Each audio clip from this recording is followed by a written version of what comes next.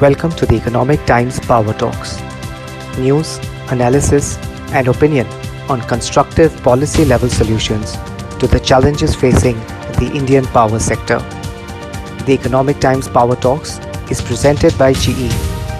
Thank you for joining us. Please extend a warm welcome to our eminent panel.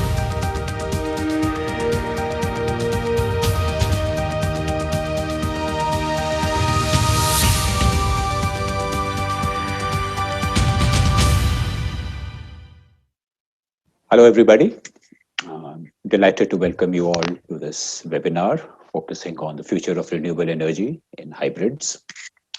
We have a very distinguished set of people who, between them have something like 100 years of working in distinguished companies, great institutions, two IIMs, IITs, a very, very distinguished set of people. Let me first welcome Mr. Rajnath Ram, who is Advisor Energy at Niti Aayog.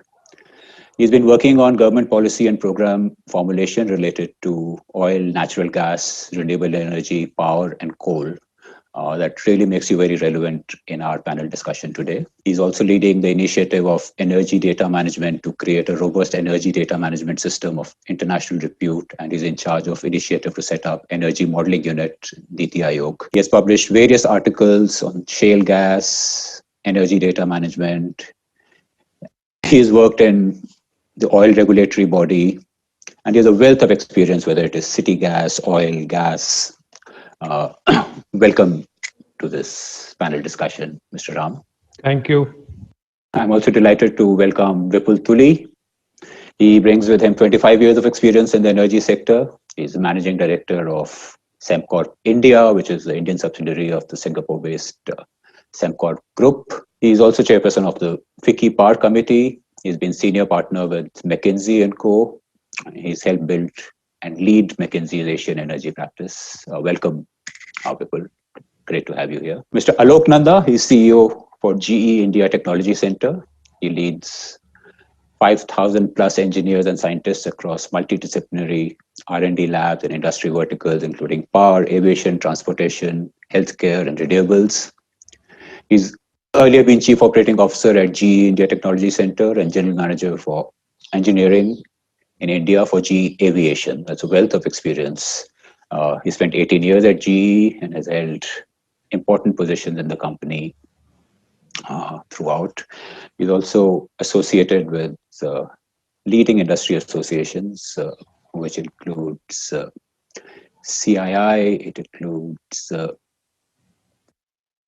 American Industry Association. And prior to GE, he's also spent 8 years in the area of structural design and analysis at the Indian Defence and Research and Development Organization. A graduate from IIT Mumbai. Welcome to the discussion. Thank you. And another distinguished personality, Mr. Ashish Khanna, President Renewables at Tata Powers. He's been with Tata Power since 2007, brings with him 3 decades of rich experience in renewables, utility, infrastructure, project management. And he's a very valued voice in the energy sector. He provides important inputs and insights, whether it's for industry or for policymakers in the government. He has a reputation of great execution. In fact, in his own company, he achieved an excellent turnaround of Tata Power Solar by growing the revenue 4 times in the last 4 years. And he's now responsible for growing the renewables business for Tata Power. He's also been associated earlier with reputed places like Bechtel and Engineers India Limited. Welcome, Ashish, to the discussion. Finally, Vinay Rustagi, we are pleased to have you, Managing Director at Bridge to India. It's a renewable-focused consultancy and research company advising the entire spectrum in the industry, from equipment to project development. He has 15 years experience as project financier in Asia and Europe, dealing with renewables, transport, and infrastructure. He's been Senior Director, Project Finance at Standard Chartered Bank, worked at National Australia Bank, Sumitomo, Mitsui Bank, ICICI Securities, an MBA from London Business School, and IIM Ahmedabad, mechanical engineer from Delhi Technological University. Welcome, Vinay, to the show. Thank you very much. So, can I start with Mr. Ram, if you'd like to give an opening context to it? We have a very ambitious renewable energy target from the Prime Minister we are looking forward to a smooth transition from a thermal heavy power sector to a renewable heavy power sector. And if in renewable you include hydro also, we already have a good amount of renewable energy. But there are concerns about grid stability, intermittency of renewable energy. Can you share your thoughts on this issue, please, Mr. Ram? Thank you, Himanshu. In fact, first let us compliment taking very long vision, and he has set up a huge target of 450 gigawatt by 2030. That is still a huge target, and that has set up a lesson for the global country that such initiatives, and India is very bold to take such initiative for moving from fossil-based energy sources to the more towards the cleaner based energy resources. And this transition is also, we have planned in a very smooth manner. The issues pertaining to the renewable integration into the grid and the balancing the grid, that has been discussed for quite a long time, and the CEA has clearly come out with their report that up to renewable energy up to 17% with the existing grid, we don't find any major issues for the as far as integration is concerned. But parallelly, if we move to the higher share of the renewable energy into the overall electricity mix, then there is certainly you need to have a balancing aspect. And parallelly, we are looking for the battery storage, the pump storage, and other kind of storage solutions for looking after this balancing aspect. And we are coming out with the advanced chemistry cell battery storage and manufacturing policy that is under final stage, and hopefully it will come maybe within this year. And that will not give boost only to the energy but also to the associated sector, and there are a lot of integration issues can be solved. But pumped hydro is another option. We are also pursuing that, and we have recently received a bid which is coming even less than 4 rupees as a firm power. So that still shows the pathway that India can lead this energy transition in a better manner. Vipul Tuli, what do you think of this transition? While it is okay till 17%, as Mr. Ram said, but India would rapidly exceed that landmark. And so what are the kind of policy initiatives you think that are required, and how important is hybrid power in this context? Thanks, Himanshu, and thank you for having me. I must maybe say at the outset, my remarks are really coming from the point of view of being a long-term developer. We are a Singaporean company that has probably put its largest investment anywhere in the world in India, and about 4,000 odd megawatts as a long-term owner-operator. And of course, the focus on growth is all going to be on the renewable side. So I'm coming from that perspective. I think it's we are probably at one of the most exciting, if not the most exciting part of the energy transition as far as India is concerned, because we are just at about the 10% level of penetration of renewable energy. And what this means is that as we go from 10 to 20, of course 17 is very correctly the theoretical number, but you start to hit issues a little bit before that. And so now, given the time it takes to put policy through and really make it fully implemented, I think we are now at the stage where the next wave of rules, the next wave of reforms, the next wave of regulations really are required to take us to, let's say, 20% and beyond. Why is that the case? I think 3-4 things are quite obviously in front of us. The first is transmission. An end date has been announced for free interstate transmission, which means that very quickly we need to start thinking about renewables not just as something that travels free across the country, But as the volume increases, we have to start to think about it as something that has to hold its own against conventional.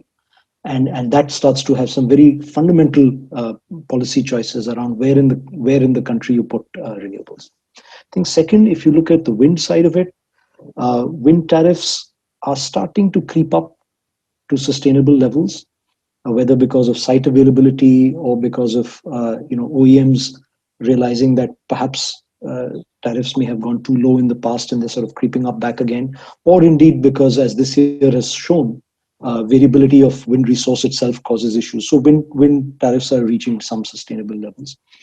Solar tariffs are very low right now, but are also likely to come up and reach sort of more sustainable levels as we go to local manufacturing and some duties get slapped on and so on and so forth. So if you put all of this together, I think as renewables move from being sort of just something that fills in the gaps here and there to being something very mainstream, and as tariffs start to reach levels where the large investments and the 450 gigawatts, as Mr. Ram has rightly pointed out, as we really want to get to that level of investment, the question of reliability and the question of scale really comes to the fore, because renewables will now start to be looked at as a real baseload substitute, as opposed to a sort of challenger in the mix. So a new set of reforms will be needed. Hybrid, in my view, is certainly, it's not the only solution, but it's certainly one of the very core solutions at the heart of it. And as we go through the panel, we can talk more about that. Mm-hmm. But certainly, I do believe that whether it's a matter of resource utilization, whether it's a matter of increasing PLFs, whether it's a matter of increasing reliability for the customers, it's certainly a very, very interesting solution that needs to be thought about. Can I turn to Alok Nanda? I think Vipul made a very important point about the look ahead in the transition in India's energy sector. And he said hybrid is a good solution at the core of it, but not the only solution. What do you think? How important are hybrids in India's solar renewable energy transition and the technological aspects of it? Where do we stand? So thanks, Himanshu. Thanks, Ram and Vipul for setting this discussion up. I completely agree with both that the direction is to go for more and more renewables. And as this government has shown that there is not only an intent, but there is also a follow-up of that intent in making these targets happen in a manner which are sustainable. So we definitely see that renewables is going to grow. Now, there are three basic aspects for any nation when it comes to energy. One is energy security, of course. Second is environmental concerns. And third is the cost of electricity. Now, as we transition from basically a very heavy fossil kind of energy environment to a more penetration of renewables, I think hybrids, from my perspective, from GE's perspective, is inevitable. It's not whether we should do it or not do it. I think as we transition, it is inevitable because of the three factors of energy security, environment, and cost of electricity, because it helps you transition there. Now, Vipul mentioned a point of availability of power. So we've been talking about it. We've been calling it round-the-clock power. Now, if we have round-the-clock power, 24/7 power, now if we only have one source of fuel, and which is intermittent in nature, like most of the renewables are, I mean, that's something which takes the capacity utilization factors really low. And then you have to have really big power source to actually get to round-the-clock power. If you combine the sources of energy and you combine them with the help of technology, like one of the technologies that we have in that environment is a hybrid optimizer, where you say that, now at what point in time, which power source should be more active to get the maximum outcomes for the customer. I think then you utilize your energy sources, and more optimally, you get the best outcome for the customer and you are most favorable for the environment. So from that perspective, Himanshu, our position is that hybrids are inevitable. We have to utilize them, and we have to be flexible to use all the energy sources that we have to make this transition as beneficial for our nation as possible, hitting all the three parameters of energy security, cost of electricity, and environment.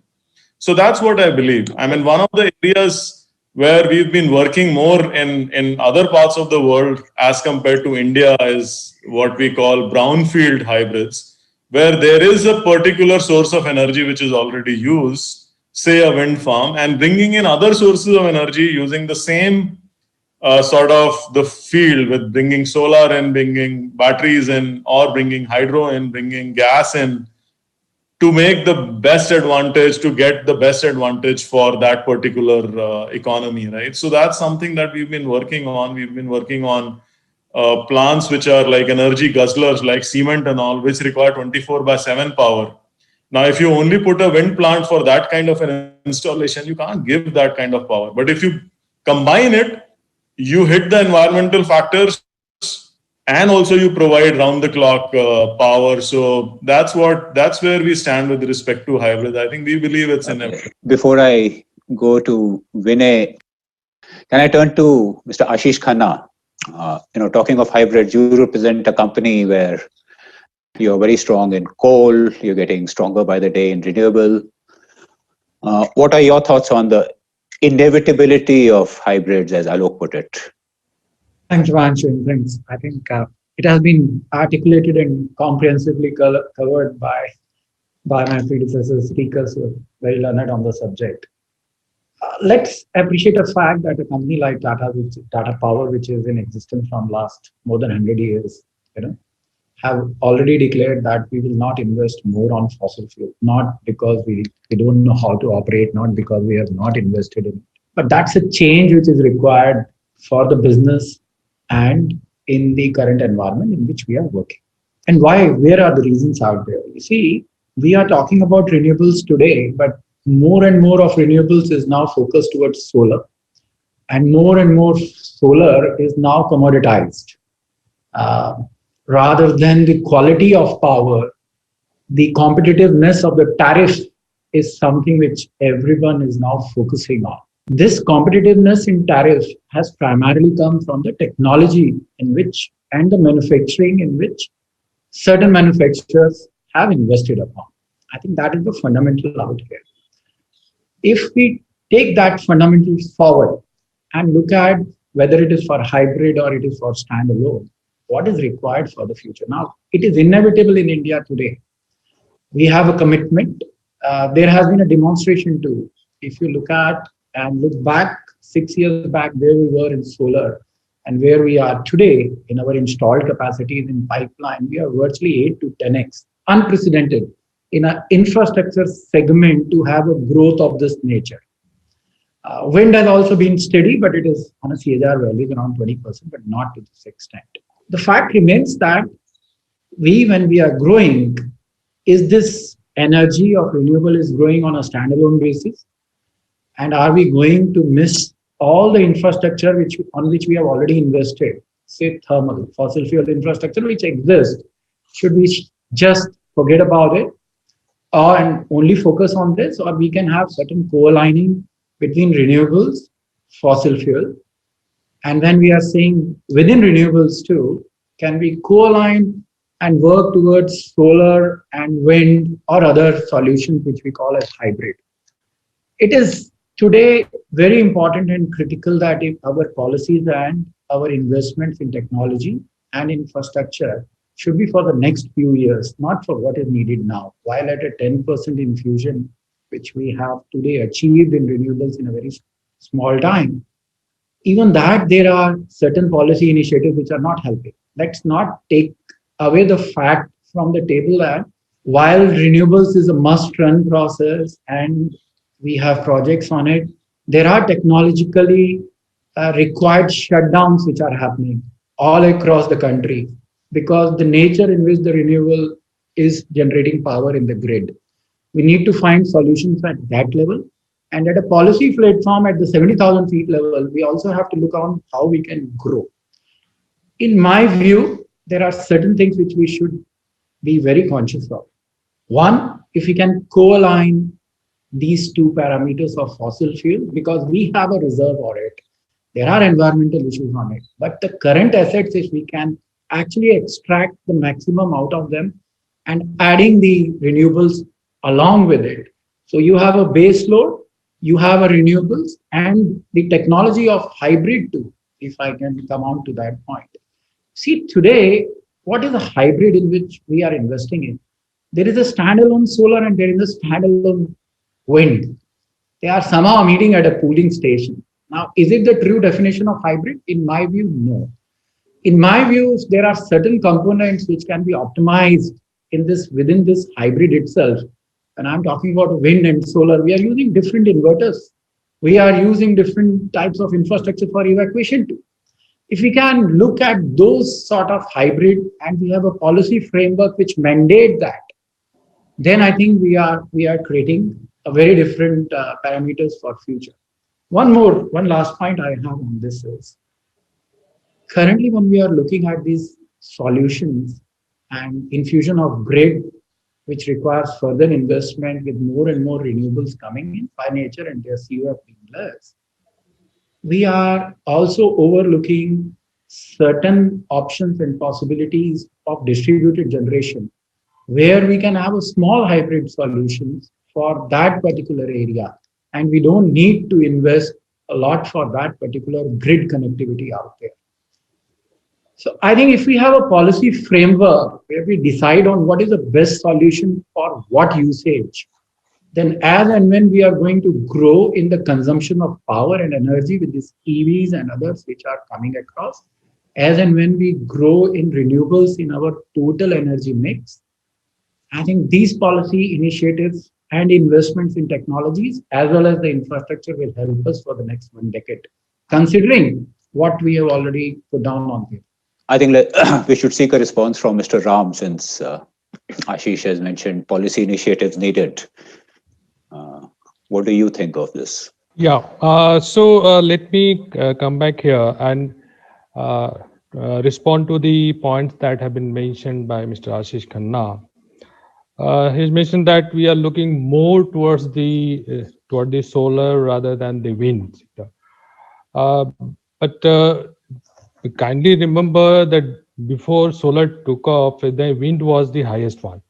Only that there was some change in the policy regime, moving from feed-in tariff to the competitive bidding. There was some issues cropped because the supply chain issue was getting much affected. So that was the one reason. But nevertheless, now the government is coming out with the streamlining the sector, and more we are coming out with the manufacturing policy also, where this at least the supply chain issues need to be addressed under the Atmanirbhar Bharat. That was the broad objective under which we have to work on. The issues that he has raised about the thermal, which are already in place, what to do about them. That is an issue, but what to do about the old plants who has already lived their life. And the CA has notified about 25 gigawatt of plants they should retire in a due course of time. And another issue he has highlighted very pertinent about the distribution energy generation. That is certainly is the one area we must look for that, because that's really the distributed energy can help to increase our energy security aspect, and also more access to the people. We are facing, as of now, they are facing a problem of having the energy access. And at the same time, the lot of thing we are talking about the renewable, the storage and the cost to the storage, etc. Then that would be also somehow would be more normalized while coming to the more numbers of the distributed generation power system in the country. These are my take on the thing, but certainly the hybrid policy that we are coming up for this renewable merging with the thermal as well as the solar wind hybrid certainly needs a review and to be taken in the right spirit for the development of the country. So hybrids are obviously important, but as things stand today, there's also a lot of excitement among companies about the plain vanilla kind of tenders which come, perhaps because of certain issues with hybrids. Vinay, what are your thoughts on this? So do you mean on the uptake of plain vanilla tenders versus hybrid tenders? Yeah, there's a lot of excitement about the plain vanilla tenders, but the Yes. direction pretty well much seems to be hybrid. Yeah. So I think you are referring to the kind of response that some of the recent solar tenders have received, Yeah. which have been massively oversubscribed in comparison to the wind and the hybrid tenders. And I think the reasons for that are very simple. The land siting and the transmission challenges for wind projects are much more acute than for solar projects. Solar power technology is much more widely available. There is a much larger number of suppliers. And of course, solar power is cheaper. So from a developer perspective, everybody is rushing into solar power. In comparison, wind is a more complex technology. There are only about 2 or 3 proven suppliers in the country. So to get assured supplies from them at the acceptable kind of cost levels is a major challenge for the developers right now. And then, of course, getting the right sites. India has very few optimal wind sites which can kind of give you the kind of tariffs which are acceptable to the discoms. So the paucity of such sites makes wind much more challenging in comparison to solar. Having said that, I do believe that the days of plain solar are going to be much more limited going forward. I think everybody has talked about hybrid technology, which is obviously needed to grow renewables. But then I think we need much more going beyond hybrid technologies. I think we need to make the whole power system more flexible and resilient. By that I mean we need to make coal plants more flexible. For example, for a start, we need to even have the demand side, the consumer, who is completely dictating the grid demand supply pattern right now. We need to send the proper pricing and other signals to consumers so that the demand can become more flexible. And then there are all other mechanisms like smart grids, smart meters, and other things, storage technologies, etc., which are really needed. And I think we are already kind of late in adoption of some of these measures. We need ancillary services, right? So today in India, the only thing that trades on the exchanges in the power sector is the power. You can only buy and sell power, but you can't buy and sell frequency services, ancillary services like capacity and other things, which are really needed to make the power sector much more resilient and flexible. So I think we need to move on many different fronts at the same time for renewables to kind of grow sustainably for the next 5 to 10 years.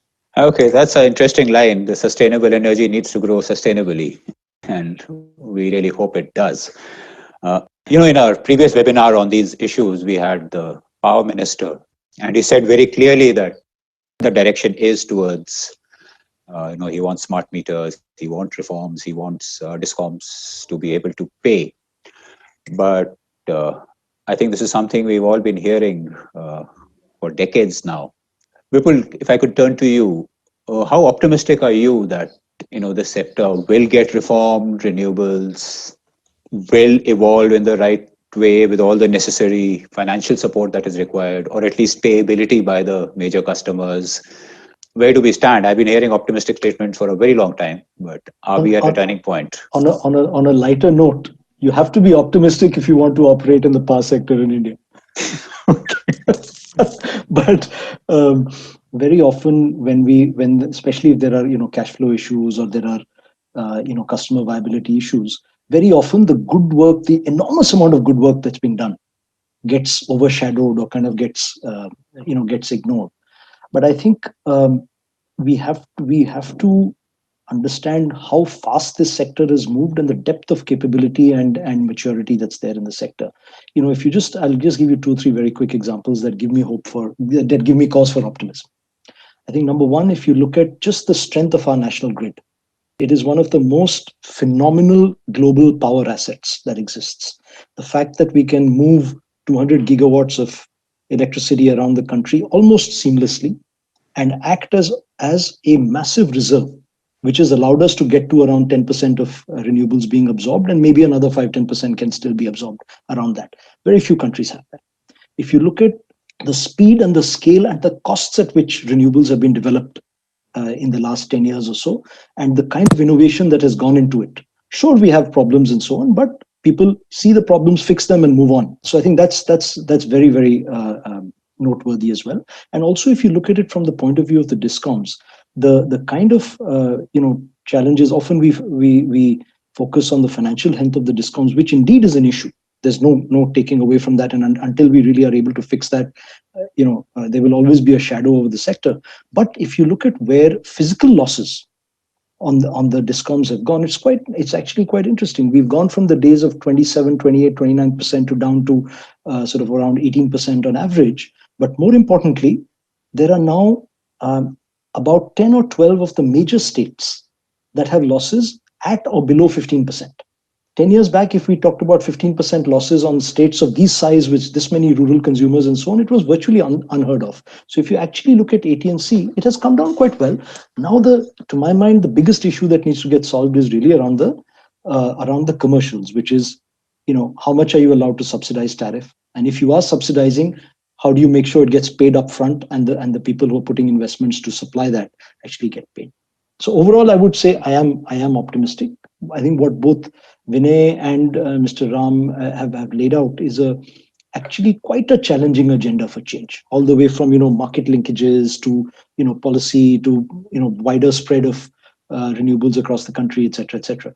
It is quite a challenging agenda, but yeah. So one of the interesting points that have come out is that initially it used to be a wind-dominated renewable energy sector in India.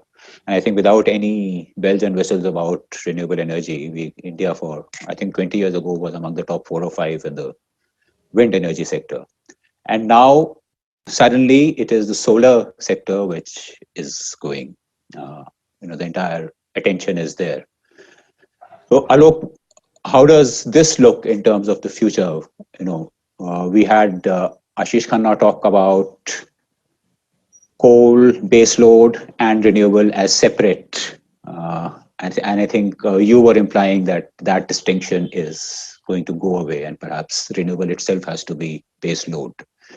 But in the current scheme of things, where wind is looking very challenging for a variety of reasons, how do we combine these various sources and make it base load? Yeah, that's what I was mentioning about round-the-clock power. If we really have to have, we were talking about 4-hour dispatchable power earlier. We were talking about plant capacity factors. And if you think about a plant capacity factor of either solar or wind, it's pretty low on its own. As this sector grows, we have to think about how do we combine all the sources of energy to provide the round-the-clock power. Now, think about a technology like hybrid optimizer. Now, we have different sources of energy. We have data coming from environment. We have data coming from DISCOMs. We have data coming from consumers as smart meters grow. Now, how do you optimize all this to produce that power? Okay, so we did that. We did an evaluation for a US kind of a market or an economy. And we said that now, suppose we shut down all the coal plants, we shut down all the gas plants, and we have only renewable, and we meet all the targets that every government or everybody has set. Okay, we end up with a 31% gap of the energy that is needed. And so that's why I was saying that we have to combine these resources to optimize it and use technology which takes it forward. So I'll explain the technology is in 2 areas. One, like Ashish described, like 1 + 1 should be greater than 2. I mean, there is no point in having one source of energy, another source of energy, and calling it hybrid and not getting 1 + 1 greater than 2 by not using technology. So that's one area. The second area is, how do we use technology to get actually the one? I mean, so there are two ones. The capacity load factor of renewables is so low on their own because of its intermittent nature that we don't even get one. So one is 1 + 1 greater than 2. The other one is, how do we increase one? And therein all these technologies like storage power or hydro as a storage energy, or using gas turbine for base load come. So wind is the most growing energy source across. I mean, I would not say growing, but which is already available source of energy. Solar is the least cost. Gas is the highest efficiency, and coal is available infrastructure. Okay, so if you take all these things together, you put in the technology of a good control engine backed by data-based, machine learning-based, algorithm-based optimizer. Okay, you can, I mean, there is no solution which is better than that for the economies. So that's where we are heading towards, that if we don't utilize all the sources of energy to their optimal, we don't make a smoother transition. I mean, we are not talking about small numbers. I mean, 450 gigawatt, it's 175 now around. Okay, so imagine 200 more gigawatt of solar coming and 200 gigawatt of energy being available only half of the day. Now, what do you do when you have to ramp up and ramp down that power from an evening to a daytime? You will need some other sources for providing the necessary balance for round-the-clock power. And hence, my comment that hybrid is inevitable as we transition to this massive intent of putting more renewable, which is the right thing to do. Okay. Himanshu, if I could just come in here for a minute to just supplement what Alok is saying, but also to sort of demystify this hybrid a little bit. Look, what's the basic problem that we're dealing with? The basic problem is we've got solar that can virtually unlimited generate during the day, but our peaks for demand happen in the evening. No matter how much solar you put during the day, that doesn't give you power for the evening, because let's face it, at this point, storage technology's viability is still some distance away. The only renewable that starts to generate in the afternoon and goes through the evening is wind. So you need solar to be scaled up at a big scale to provide during the day. You need wind to be scaled up even more to provide for that peak. And then wind dies down late in the evening. And of course, it's intermittent, and many seasons it won't be there, and so on and so forth. So to meet the peak, to meet the reliability, and to meet for the rest of the time until solar comes again at 9-10 o'clock in the morning, you need conventional. Okay. So all three of those, what we're essentially talking about is what is the most economic way to put these three together. So you need the solar because it's cheap and it's plentiful. You need the wind because it's the only scalable renewable that's there at the peak when we really need the power. You need the conventional.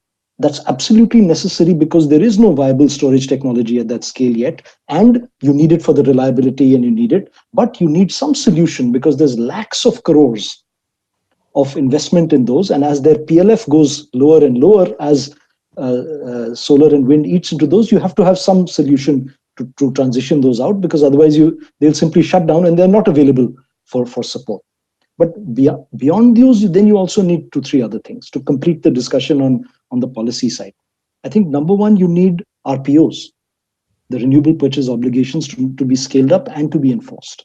Because as you go to 17, 20, 25, 30% and so on, and there isn't yet a viable storage technology, the overall cost for the states will go up. So the states at some point are going to start pushing back and saying, look, I can take so much and I want it, but there's a certain cost to it. So we need to find a way to really make those RPOs really viable and enforced. We need far more sophisticated than at present and far more seamless than at present, market mechanisms.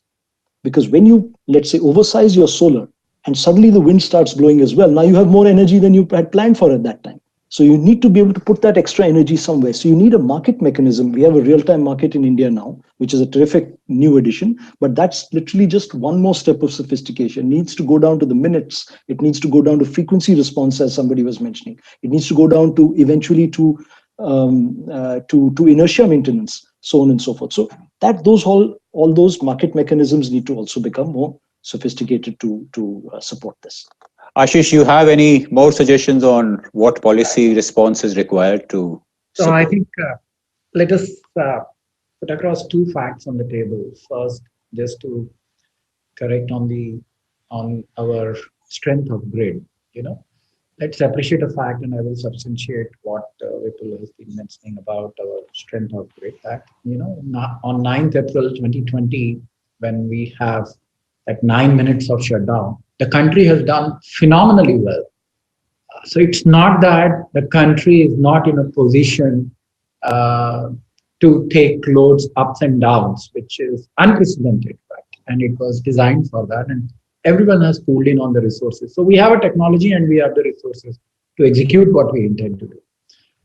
I would like to further add that when you actually take the load curve of cities, and we have done that exercise ourselves for many cities here, when you take the load curve of cities and when you look at the generation pattern of solar and wind, they complement each other, and that's where the natural hybrid comes.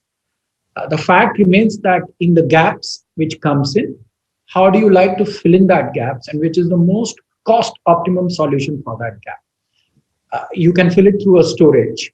That storage or you can fill it through some other power which can quickly ramp up or ramp down. Gas is not a solution for us, which is available in many other parts of the world. Hydro is again a very prevalent source of energy which can ramp up, ramp down very quickly. Europe has been utilizing it. They are also being blessed with the cross countries grid, which helps them to ramp up and ramp down very quickly. I think when we look at India, the best part is that while we are late, we know the solutions which are working around the world.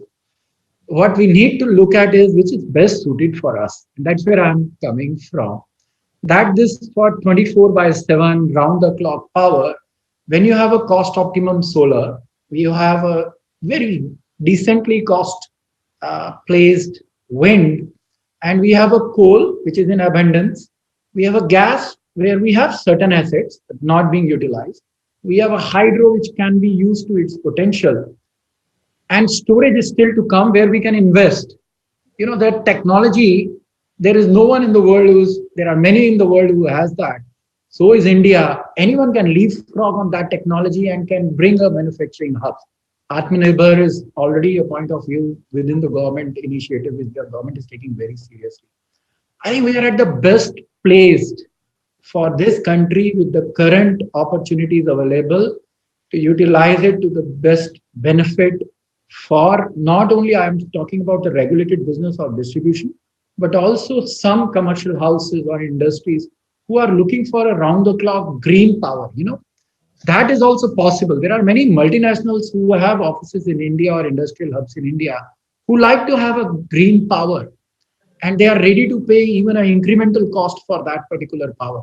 So I don't think so that there is any dearth of models being not available, the knowledge being not available. It's just a point on let's start implementing it. And we can reach that very soon. You made a brief mention about gas. I think Alok first mentioned how it is the most efficient, and you mentioned it is available in some countries and not available here. And in fact, in the round-the-clock supply tender we had, it was thermal and renewable. And I think the Power Ministry's view was the same, that gas is another thing which will be import dependent, so we should not have it. And companies have very conflicting views on this. So perhaps a consultant would be able to take a balanced view on this. Vinay, what do you think? Sorry, Mansh, I will just correct you. In the recent notification which has come from Ministry of Power, they have included gas and hydro too. Okay, now they have included. All yours, Okay. Vinay. But in the previous tender, they had not. Yes, you're Yeah. so right. Yes, Yeah. so right. So yes, Himanshu, I think that is the way, the direction in which we are headed. I think so far the government has been issuing solar tenders, wind tenders. Now it is solar and storage tenders and so on. But I think the direction of travel is really that I think the government should just specify this is the amount of power needed during these hours for this much time, etc. And then you can provide it from whatever sources, provided, of course, there is compliance with RPO at the consumer end and at the carbon emission generation at the supply end. I think that is the direction of travel. I think even the new tenders, for example, they specify that it should be from any renewable sources. Whether you choose solar or wind or any mix thereof, it is entirely up to the producers. So as long as your carbon emission requirements are met and the consumers are able to get power at their time, when they need it, I think that is the ideal mix for both consumers and producers. Mr. Ram, how would you respond to this? And if I may add, when it comes to policy making, this is a sector of, I think, a very low shelf life of policies. It is changing so rapidly. There are so many imponderables. You don't know what will happen to storage. Whereas the history of our policy making is, it's very difficult to get the government to make a policy and even tougher to make it change it after that. How will you adapt? How will the government adapt to this sector's very flexible needs? Thank you, Himanshu. In fact, some of the suggestions that have been provided is a very, very, excellent suggestions. Like combining the different options for providing firm power. People has mentioned that the wind can be a better solution with the solar, as well as the thermal can be the better solution. So basically we have to look to all the aspect. Even somewhere, the wind is also very site specific, and it is not available across the country. We have to look the thermal. We have to see somewhere the pumped hydro is also available. We have to look after that also. Somewhere if the other sources are not available, certainly the other options can be explored, and the battery could be one of the solutions. Certainly the thermal would provide more, it would provide more better place compared to the other source of energy. But let me put forward the one major question here, because we are picking a 450 gigawatt by 2030, but our manufacturing base is very limited. We have just hardly 2 gigawatt of solar cell manufacturing capacity and about 10 somewhat capacity for the panel. So we have to really increase the base, because we can't rely only the imported equipments and then setting up and achieving this huge target. So that is the one aspect. We are also working with the Ministry of New and Renewable Energy to come out with the manufacturing policy, solar cell manufacturing policy for the cutting edge technology. And we are devising the PLI schemes. It's not something else. They have proposed that interest subvention scheme will work or capital subsidy, but we are looking for the PLI, project production link incentive. So that is the aspect we are working on. So these are the broad, I think, will be all the thinking from our side. And certainly on the manufacturing, certainly we need a major push on this. Otherwise, and at the same time, you have to also support the domestic supply industry, because they have been killed in certain sector, like in wind sector, after having this tariff-based bidding process, a lot of industries have finished. So we need to really work in that area. In the beginning, Mr. Ram, you mentioned about a policy you're coming out with, which is linked to storage and various things, which will have pump storage and etc. I'll repeat my question. Where the global technology is going for storage, we do not know. We know there are various directions, but which one clicks at what costs? So how would the policy support people who want to get into this sector? How adaptable, flexible the policy would be? Would they know that, okay, if this kind of a technology comes, this is how the policy will be tweaked? How is the government going to address that? There can't be a one fit solutions for all. I think we have to really explore the multiple kind of storage solutions for different kind, depending upon the kind of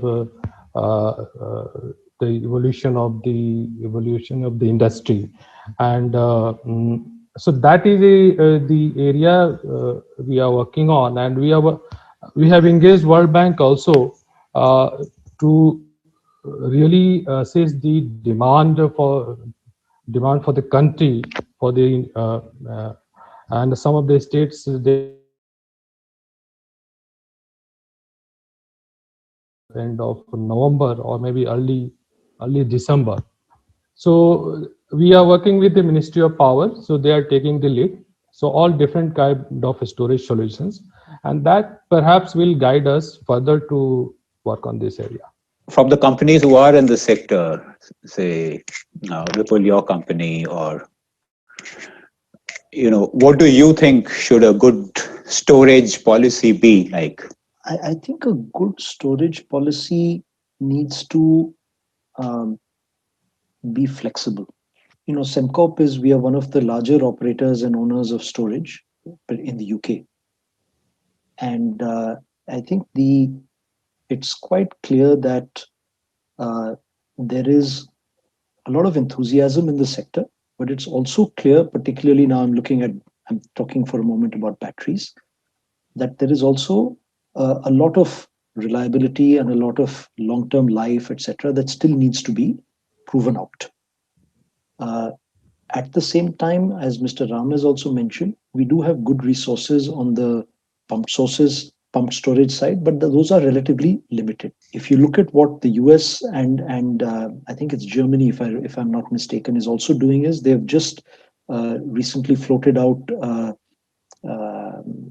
storage tenders which are technology agnostic, and in some cases, for instance, liquid air, compressed air based long duration storage is actually winning those tenders. So I think there's a lot of work being done by many companies, and it's still a relatively early stage. So to my mind, if I looked at it in two horizons with maybe a bifocal approach, I think the immediate focus should be how do we maximize use of the available or the known renewables technologies, as Ashish said, complemented with the known conventional to achieve as much PLF as we can. Meanwhile, we do the storage on a more experimental basis, on a more trial sort of basis, and perhaps in the next few years that will start to be more viable. But because of this massive national grid that we have and this almost unlimited amount of conventional energy that is available, I mean unlimited in the context of the next 3 to 5 years, I think that gives us a good way to balance without necessarily having to lean too much on futuristic technologies. Yet at the same time, we should start to put out commercial terms like tenders or others to experiment with the new technologies and at least get the ball rolling on some of those. Yeah, Himanshu, can I come in on this one? Yes, please. So, I mean, from Ram's comment about establishing a manufacturing base for storage, I think one trend that we see across the world is that there is a very strong linkage in battery technology growth with EV, electric vehicles. So I think that could be also a way to introduce the supply chain, because the volumes that you see when you start making electric vehicles and the technology investment that you see, the supply chain setup that you see, sort of you can accelerate that a lot, and then it finally flows into the technology, flows into the power sector. And in the as we transition, as Vipul said, utilize all the sources that we already have. Yeah. So I think we can go towards that in a manner by utilizing the adjacencies to set up the manufacturing base. And one of the things that the government must also do in this regard is put some more money into, while they are working on policies of incentivizing manufacturing. I think there is tremendous opportunity here to also put some money in R&D, and that would then help us establish a supply chain base that can help every sector that would utilize batteries. Batteries are not the same, but the technology could be pretty similar, right? So that's something that could also be looked at. I think your point on EV is quite interesting. An electric vehicle is also a moving storage of power, and I think it can be incentivized that you go and charge at the time renewable energy is most available. Can I turn to Mr. Ashish Khanna? Your group is into EVs. Sorry, was somebody saying something? Himanshu, can I have Yes. a point here? Yes, please. Speaking to Alok Nanda, I think we have in our manufacturing policy that we are coming for the battery. We have kept certain gigawatt reserved for the R&D aspect, and some funding has been earmarked for that. So just to, inform the group.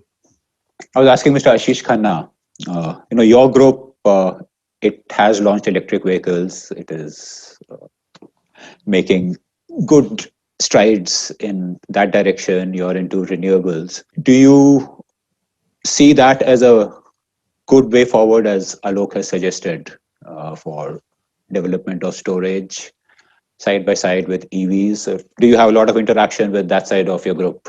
Oh, yes, I think as a power company, energy providers, we are providing solutions today to not only Tata Motors, to Jaguars, but even to other manufacturers too. We really feel that, and we believe that it is a very exciting field, and it's a long way to go as we speak today, but it is being ramping up very fast, and we are all equipped now to take full advantage of it. And we also believe that rather than being only connected to the grid, if we have a distributed generation and a standalone, standalone system to provide these recharges, that will help as and when this EV population grows. But we also believe that there are two ways when we look at storage. One is at the grid level, and one is at this EVs level. And I think it is important that we discriminate between the two. They both are having different requirements and different optics, which works in EV, doesn't work in the grid part, if I can use that word. I think for a grid solution, again, we as a group and otherwise also feel that there are solutions which we should invest in, whether it is pump storage, as people mentioned. I think there is a potential of using the pump storage there. There are other solutions too in various technologies, which are not as, I would say, exotic as what is being used in the lithium ion and others, which are gaining more optics. But there are other technologies which are available. We also have to look at our Mr. Ram point of view, whether we are going to do the R&D part, or we should take the position of a lead adopter of technology and start manufacturing on it. I think in the current scenario, when this canvas is available for us to paint, we should look at how quickly we can start the manufacturing of certain technologies which are available and which can be utilized within this country in the next 3 to 4 or 5 years. And then keep on doing investment in the innovation to leapfrog into the next segment. Mr. Ram mentioned about the manufacturing aspect in renewables, in solar as well as in wind. If you see, it was not that we were not there or we are not there. It is just that we do not have that scale within the country. We do not have those ancillary units within the countries which can help us to optimize the cost, and that not only serve the requirements of the country, but also able to compete outside world for export. I think there are all options available for us as we speak today. We know the solution, just need to implement at a scale which helps us to compete, and we should do it quickly. R&D is a very important aspect, but that is something where Indian industry has lagged, in a wide variety of things, whether it is electronics, consumer goods, various sectors. Now, this is a new and rising sector. What can be done to make sure India does not lag behind in technology, whether it is for solar cells or batteries or for hybrid systems? And I'd like an opinion from all the panelists. We can start with Vinay, and then we can ask Mr. Ram to respond to it. Thank you, Himanshu. So I think, before we kind of start thinking about answers to that question, I think we have to remember that, renewable technology is the technology of the future. I mean, we don't really have a choice between conventional and renewables. Now, with that in mind, we have to do everything that we possibly can to try and ensure that we achieve the objectives of Atmanirbhar, the objectives of energy access, objectives of reliable power, etc., etc. So I think, and technology is a very, very important part of that. I think, unfortunately, when we, for example, talk about manufacturing in the solar landscape, all we hear is, that we need customs duties or we need incentives and so on and so forth. But, we actually believe that until and unless we have domestic technology, the players and the companies have access to homegrown technology, you can't really have this objective of Atmanirbhar fully met. So I think there is a lot to do on the technology front. We have a huge deficit there for historical reasons. And I think the government policy should work on multiple planks. We have to inculcate, we have to have specialized domestic research institutions, whether it is IITs or, other specialized institutions who undertake research in the renewable technologies, that is open. But, we have to produce our own research. We have to subsidize, provide grants and give subsidies to private companies to undertake research. We have to undertake pilots. And then, more than anything else, we have to be able to willing to bear the cost attached with the technology development. I think the point is, we've always been very, very conscious of the cost front. And so, for example, solar, we did not adopt until the cost fell below a certain point. Now, the same thing seems to be happening on the storage front. And what that does is that all the other countries take the lead in technology development. They run away with it. They develop manufacturing bases. And we lose a very, very important opportunity. And then 10 years later, we try to catch up with it. So I think we have to develop the technology in-house. We have to make sure that the academic institutions and the corporate world and the government, they work together in tandem. And then finally, we have to be willing to pay cost for it. Vipul, your thoughts on this? How does India become, R&D advanced? So I have three things to say on this. One, I think we have to start by recognizing that to create real technology on some of these, we have to have sophisticated ecosystems. It's not a question of one factory or another factory. The ecosystem really has to be developed. I think, secondly, to make that ecosystem a reality, we have to ask ourselves whether is this best left to the manufacturers, whether they're global or Indian, who are specialists in this, or is this best left to someone who's, let's say, a power developer, whose job is to put up projects and run them. Today, we seem to be heading towards the latter. I think we probably need a good amount of the former approach, where you actually call in the manufacturing specialists to manufacture, and because it's the whole ecosystem, not one factory. Second point is, I think if you look at how is this research funded, by all means, if you look at any country in the world that has developed very deep research capabilities, it has been, of course, on the back of government funding. So there does need to be a very strong dose of government funding into that research, whether it's direct or it's indirect through the academic systems and so on. But also the private sector that is involved in that particular industry has to have the wherewithal to invest. So if for instance, we are building our renewable industry on the back of short-term capital, which is always gasping for oxygen in terms of viability, then they don't have the wherewithal to invest. So if we leave industry with the wherewithal to invest, we'll get fabulous centers. And I think we have at least two wonderful examples, both from Ashish's company and Alok's company, of companies that have had the wherewithal to actually invest. And the third and final thing is, if we have these two things, then just provide the volume of the offtake whether through the pipeline of bids or through the viability of bids, provide the volume, industry will come in to set up the volumes to manufacture. How to get the volumes going? I think there are two very interesting things which I just want to make sure we don't miss. They've been covered by other speakers. But one, Alok mentioned this, the brownfield hybrids, where you get in there and you've got the existing wind and you can add solar to it, or vice versa. Policies that can very quickly enable this. You can have a very large number of hybrids across the country. And the second idea, quite simply, is how do you move from concentrated solar development in one or two states to a more nationwide development of hybrids?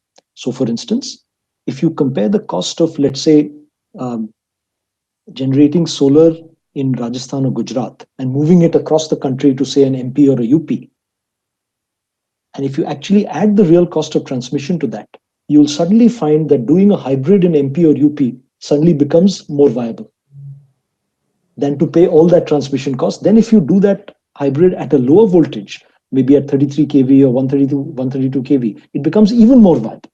So I think we have to think about such innovative ways to get the demand up and get the volume of megawatts being developed into the system. Technology will follow. Okay. Alok, you are a technology specialist and IITian. Your thoughts? Yeah, so I want to make a couple of points on this, right? With our experience of doing R&D around the world and also in India. So it's not that Indian government doesn't spend the money on R&D. Okay, every year we spend a lot of money, and GE has partnered with government on various programs, whether it's Uchitar Avishkar Yojana or whether it is schemes that our Department of Science and Technology goes. But there is one very crucial difference between how we spend money in India versus how we utilize money or spend money in rest of the world for R&D from government side. In India, what happens? Government gives money for a particular program. So you team up with an educational institution.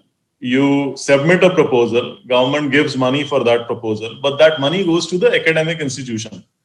Now, if academic institution is running the program, you know that their strength is in lower TRL, which is lower technology readiness level. Their strength is not converting that technology into solutions for the market. Now, in Western world, what happens is government gives it the money in the same manner. But the money doesn't only go to the academic institution, the money goes to the private companies, because then they can convert that research into a market solution. So I think if the only change that we need in India, it's not that we don't spend money, we spend a lot of money. Okay, we need to trust the industry to have ownership of that, to convert solutions so that the research can be in an accelerated manner converted into market solutions. That's the only, that's the request I have for Ram to consider, because then we can compete. Now think about a private company in India competing with a private company in US, where they are doing research on government money, whereas they have to, in India, the company is taking money from research from the profits that they would have. You suddenly become non-competitive in research. And so the point that I wanted to make is that we need to just change the way we utilize the money. We actually are already investing money. That's the point that I wanted to make. Ashish, your thoughts on this before we request Mr. Ram to respond? I think one of the things which is very important now, especially in the renewable segment which we have, is to also look at which area we should invest in the technology. Which are the lowest hanging fruits. If I am looking for a growth in rooftops per se, I'm just giving you an example. Now, do I need to use the same modules and the panels? My roofs are very different. Do I need different solutions for my rooftops? And are there technology where I should invest so that my growth in rooftops can grow across? I think that is very important. Now, if you again look at it, So that's one point of view which I have is look for areas where we intend to invest in as well as technology is concerned and how it is going to align with our overall growth of renewables as a target area. Second part which I have is if you look at again, I'm giving an example of the solar. Now I have seen in the last 1 decade that the technologies today, which we are talking as a new technology which has come, the new word in solar industry is monoPERC. We have heterojunctions which are there. There is perovskite. It's not that they were not there. We were using satellites, were using solar cells from decades and decades before. The only change which has happened today in the last 1 decade, where is the solar going so cost effective? Because of our technology investment in certain technologies, the cost of panels have reduced by 86%. It has come from two places. First, we are generating more from the same area. Secondly, we have increased the scale. For generating more from the same area of sunlight which comes into it, we have a technology infusion which is required into it. However, you also need a scale, and scale can only come across when that investments in that particular technology, one can see the returns coming from so many years. Now, when you have that outcome, which is very beneficial, the industry will spend on it. When the outcome is questioned, that even in you invest, is the scale there, or is someone else will come with a least cost option from outside the country, and you will be non-competitive, you will have constraints in your investments in the technology. And I think the last point I would say across here is that in all these scenarios which are very important for us for technology innovation today is the policy framework should be stabilized to a manner that we can go across for a long way. But the best part, which is India is placed today, is that, say in both wind and solar or complete in renewables, you have a technology upgradation after every 3 to 5 years, unlike other sector, automobile sector, or steel sector and all that. So anytime you are entering into it, anytime you start investing into it, you can generate the benefits. So you are never late. Even if we start today in the right forum, in the right way, we can do wonders in this country. Okay, that's a good thought. Let me give the last word to Mr. Ram. We've had some very interesting suggestions from the wealth of experience of our panelists.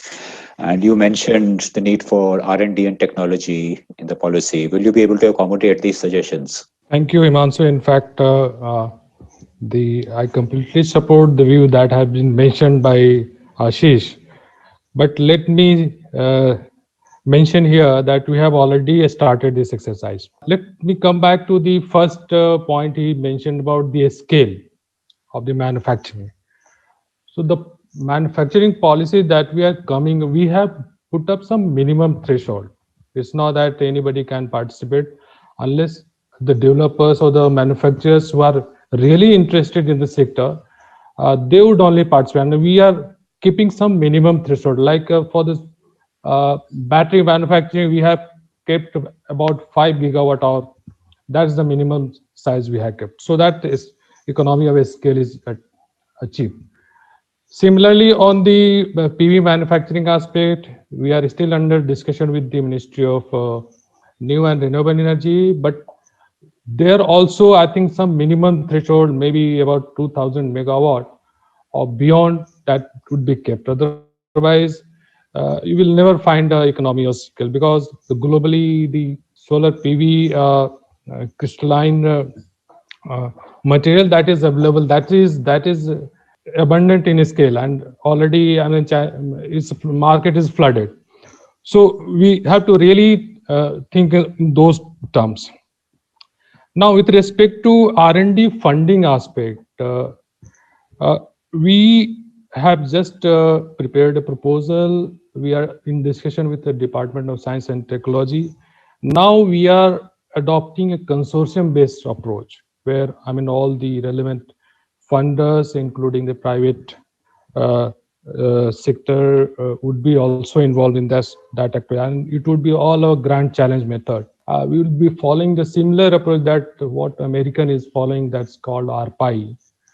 So similar approach we are just following, and we are just in the discussion with the Department of Science and Technology, and very soon we will be coming out with this policy.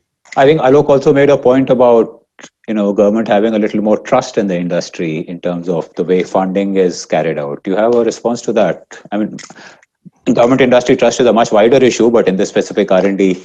Yeah, definitely the funding. Government would be always be having a limited source of funding. So that's why you need to involve the private sector also to come in a big way, so that funding aspect is taken care of. And at the same time, I would also like to mention that Mr. Rustagi has mentioned that domestic manufacturing has to be also promoted at the same time. But in this manufacturing policy, we have put up something DCR, I mean, domestic content requirement, I mean, not less than 60%. I mean, that's the minimum threshold we are just putting up. In solar equipment? In renewable manufacturing, yes, solar equipment. Renewable manufacturing in general. So Himanshu, just one point. If we are following the grand challenge method and following what ARPA-E does in US, it will transform the way R&D happens in India. So Mr. Ram, thank you so much. If you can come up with that kind of a mechanism, it is fair, it is equitable for all, and it incentivizes industry to invest in R&D in a manner that we've not done in India before. So if you can do that, that would be just awesome. Thank you for that. I think that's a very pleasant and optimistic note to wind up our discussions. Unless, if Vipul, Vinay or Ashish Khanna have anything to add to this. It has been a very good discussion. Right. Thank you very much. It's been a very nice discussion, and special thanks to Mr. Ram. You've really come at shortest notice, very kind of you. And we do hope. You. Thanks everybody. Thanks to the panelists.